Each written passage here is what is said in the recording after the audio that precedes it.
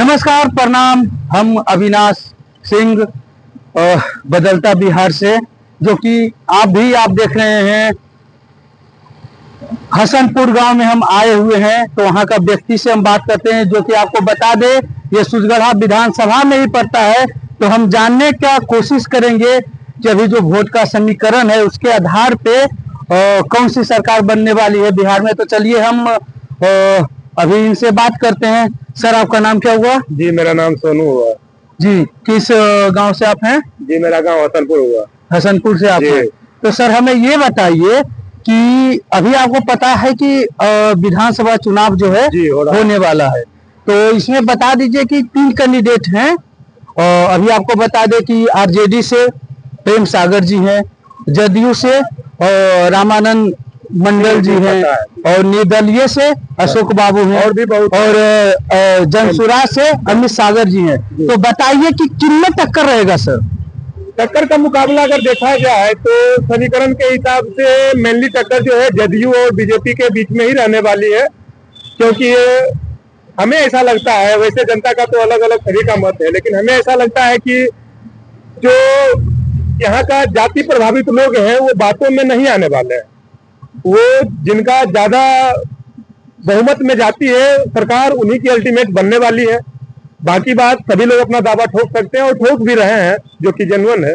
लेकिन अगर देखा जाए तो दोनों के बीच में अगर टक्कर देखा जाए तो फाइनली रामानंद मंडल और जो हमारे आरजेडी के जो नेता हैं प्रेम सागर जी, उनके बीच ही टक्कर होने वाली है।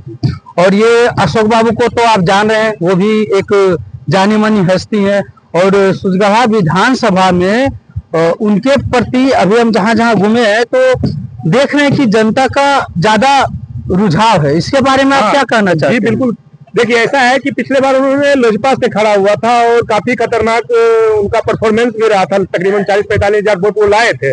लेकिन उनके साथ उनका एक अपना पर्सनल व्यक्तित्व वर्चस्व है, और दूसरी चीज ये है कि वो जो है कि उनका पार्टी का सिंबल था, और इस बार क्या हुआ है कि पार्टी ने उन्हें नकार दिया है। तो पार्टी वाला जितना भी वोट था उनका कट गया है, तो जितना वोट उस समय वो ज्यादा लाए थे उस बार वो कम लाएंगे। अल्टीमेट वो चैलेंजिंग नहीं है, चैलेंजिंग यहाँ पे दो ही है, जो कि जदयू से रामानंद मंडल जी हैं और वो प्रेम सागर जी हैं। जी, तो हमें ये बताइए, क्या पार्टी का सिंबल कोई मायने रखता है या जनता का प्यार? देखिए, जनता का प्यार तो सर्वोपरि है, इसमें कोई बात नहीं है, लेकिन पार्टी का सिंबल इसलिए जरूरी है क्योंकि अगर पार्टी का सिंबल देखे तो प्रशांत किशोर से बड़ा चेहरा इन दोनों में से कोई नहीं है। लेकिन प्रशांत किशोर के जो वहां से खड़ा हुए हैं अमित सागर जी हैं, जिनका हमें नहीं लगता है कि बहुत ज्यादा इंपोर्टेंस है, क्योंकि नॉलेज होना एक अलग बात है, प्रचार प्रसार करना, अपनी बातों में खराब बातों को भी अच्छी तरह से रखना दूसरी बात है, लेकिन जनता का दिल जीत लेना वो एक दूसरी बात है। जो वर्षों से चली आ रही है उस मानसिकता, उस सोच से निकलना हमें लग रहा है कि इस विधानसभा चुनाव में मुश्किल है।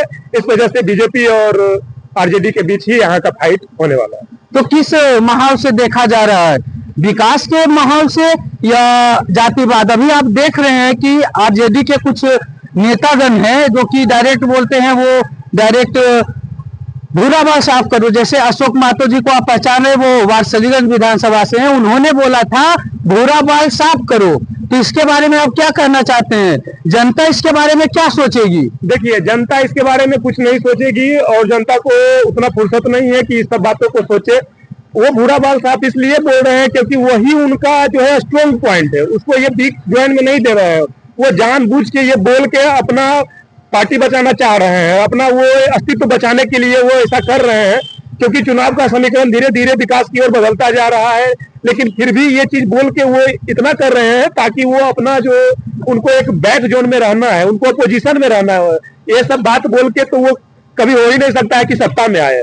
वो इसलिए ये बोल रहे हैं ताकि उनका कुछ लोग जो है उनको वोट दे करके एटलीस्ट अपोजिशन में रख सके, बस इसलिए वो बोल रहे हैं। ऐसा नहीं है कि तेजस्वी जी मूर्ख हैं, चाहे जो भी ऐसा बात बोल रहे हैं मूर्ख हैं, उनके साथ बहुत अच्छे अच्छे सलाहकार भी हैं, लेकिन वो इसलिए बोलते हैं जानबूझ के ताकि वो अपोजिशन में एटलीस्ट रह सके। जीतने का तो खैर सवाल ही नहीं है। वो जो जनता थोड़ा पढ़े लिखे नहीं है, जो यहाँ शिक्षा का अभाव है, वो लोग जनता उनको फॉलो करते हैं, और बिहार में शिक्षा की ये जो बहाली है इसमें वो अपना अपोजिशन का जो सीट है वो बरकरार रखने के लिए ऐसा उल्टा पुल्टा बयान देते रहते हैं। तो आपको लगता है कि आरजेडी में और जदयू में ही टक्कर रहने वाली है? जी बिल्कुल, आरजेडी और जदयू में रहने वाली है, क्योंकि इस बार जो विकास का सोच और विकास की जो पहुंच है वो ग्रामीण जनता के पास नहीं रही है। इसमें थर्ड फैक्टर जो है आप भी जानते हैं, जो निर्दलीय प्रत्याशी अशोक बाबू हैं उनका बिल्कुल रहने वाला है क्षेत्र में, क्योंकि उनका अपना एक पर्सनली सभी जाति सभी लोगों से एक अपना लगाव है, जो हर वक्त हर जगह पहुंच जाते हैं। लेकिन फाइनली अगर अल्टीमेटम देखें तो अंतिम में जो वोट निर्णायक होगा वो यही लोगों के बीच में होगा, क्योंकि इतना भी वोट लाना उनके लिए हमें थोड़ा सा चैलेंजिंग लग रहा है, क्योंकि पिछली बार विधानसभा में जब उन्हें लोजपा ने भी सीट दिया था तब भी वो अपना सेकंड पोजीशन भी नहीं धारण कर पाए थे। तो हो सकता है इस बार थोड़ा और बेहतर करने की कोशिश करें, लेकिन पार्टी सिंबल अगर मिलता तो डेफिनेटली इस बार जीतते।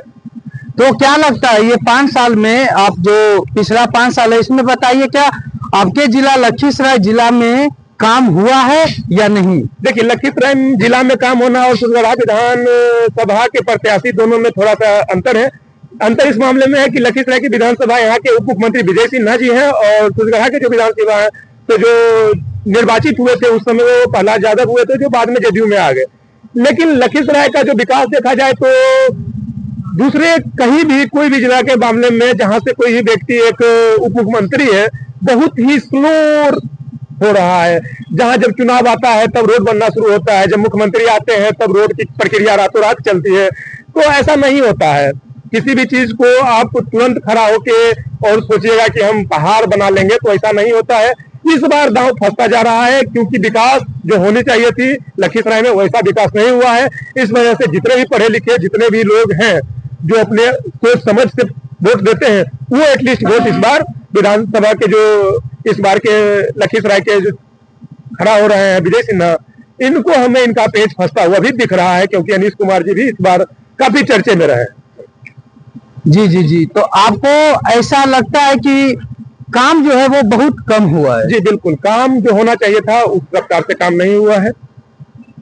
चलिए अभी हम आपको बता दें कि आए हुए थे हसनपुर गांव में, और हमारी बातें जो हो रही थी वो हो रहा था सोनू जी से। तो आपको हम बता दें कि अभी चुनावी माहौल जो है और वोट का समीकरण जो है हम लोग वीडियो के माध्यम से आप लोगों के बीच पहुंचाते हैं, और आप लोग अपना प्यार बनाए रखिए, लाइक और कमेंट में जरूर बताएं। जी धन्यवाद। जी धन्यवाद।